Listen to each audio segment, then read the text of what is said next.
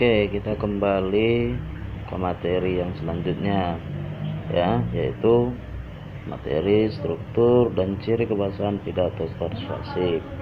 Yang pertama kita perhatikan yaitu adalah kompetensi dasarnya.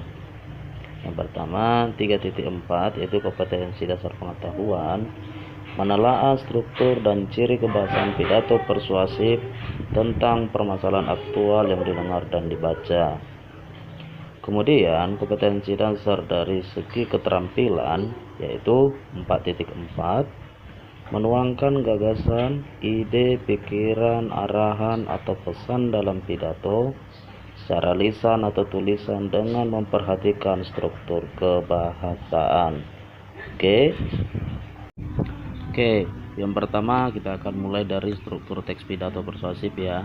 Struktur teks pidato persuasif yaitu tahapan, langkah, susunan, serta urutan pidato secara berurutan. Jadi struktur teks pidato ini ada 3 ya secara umum, tetapi nanti ada bagian pengembangan ya. Yang pertama itu adalah pendahuluan, yang kedua adalah isi, yang ketiga adalah penutup. Yang pertama bahwa kalau dia dikatakan pendahuluan ya, itu merupakan pembuka, contoh salam pembuka ya. Kemudian yang kedua isi. Jadi pada bagian isi ini ada 3 pengembangan. Yang pertama adalah pengenalan isu, argumentasi, dan ketiga nanti penguatan ataupun ajakan. Pengenalan isu itu ataupun dikatakan dengan masalah, artinya adalah pengantar atau bagian awal pidato. Jadi cenderung ini dengan hal-hal yang menarik, hal yang disampaikan dalam pidato tersebut. Kemudian yang kedua adalah tahapan argumentasi. Kalau dia dikatakan argumentasi, berarti adalah alasan-alasan pendukung ya yang disampaikan dalam teks pidato persuasif tersebut. Yang ketiga itu adalah penguatan. Penguatan ini sesuatu berupa ajakan. Kenapa berupa ajakan? Karena kita sedang membahas teks pidato persuasif. Jadi kita diarahkan ataupun orang yang berpidato berusaha untuk mempengaruhi pendengar yang pada saat itu juga, agar si pendengar tersebut melakukan apa yang disampaikan oleh si pembaca pidato tersebut. Oke, yang ketiga yaitu adalah penutup.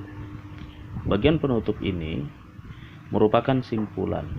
Jadi bagian penutup ini bisa berupa saran, ajakan, simpulan ya pada bagian akhir pidato. Oke, yang selanjutnya yaitu ciri kebahasan teks pidato persuasif. Dalam teks pidato persuasif, ciri kebahasan yang pertama yaitu adalah kalimat aktif. Kalimat aktif yaitu adalah subjek atau pelaku yang melakukan pekerjaan. Ya, contoh, kita harus menjaga keimanan. Yang menunjukkan di situ subjek atau pelaku melakukan pekerjaan itu kata menjaga ya, yang diawali dengan imbuhan me. Kemudian yang kedua adalah kalimat ajakan atau persuasif. Jadi kalimat ajakan ataupun persuasif ini ada 2 ya. Yang pertama dia berbentuk perintah. Jadi di dalam pidato persuasif itu kita diajak ataupun ada kalimat-kalimat perintah. Contoh dia menggunakan ayo, kemudian kata marilah. Kemudian yang kedua dia berbentuk kosakata emotif. Artinya kosakata emotif ini adalah bentuk perasaan ya. Jadi dalam teks pidato ini ada bentuk perasaan emosi yang dimunculkan oleh si oratornya. Tujuannya apa? Untuk mempengaruhi siapa? Mempengaruhi si pendengar. Oke. Yang ketiga yaitu adalah kata sapaan dan kata ganti. Jadi kata sapaan dan kata ganti ini kita temukan dalam teks pidato persuasif juga. Contoh, kalau kata sapaan ini biasa kita temukan pada awal pidato ya, pada bagian pendahuluan. Contohnya, Bapak Ibu guru yang tercinta, teman-teman sekalian yang saya sayangi, seperti itu contohnya. Kemudian kalau dia kata ganti ini ada dia menggunakan kata kamu, Anda, saudara, kalian, saya. Contoh ya, yang menyampaikan pidato tersebut, ya. Dia bisa menggunakan saya, atau kalau dia majemuk kami. Contohnya seperti ini, kami mewakili dari OSIS ingin menyampaikan sepatah dua kata. Itu kalau dia kata ganti. Oke, yang selanjutnya yaitu menggunakan konjungsi argumentatif. Apa itu argumentatif? Argumentatif adalah kata penghubung yang berbentuk alasan. Contoh katanya itu, oleh karena itu, dengan demikian, akibatnya, sebab, karena, dan lain sebagainya. Oke, yang kelima, ciri kebahasaan yang kelima itu adalah menggunakan kata rujukan. Apa itu rujukan? Kata yang membuat dan memperjelas kita dalam acuan tertentu. Jadi biasanya dia itu berdasarkan data, menurut pendapat, ataupun berdasarkan sumber dari.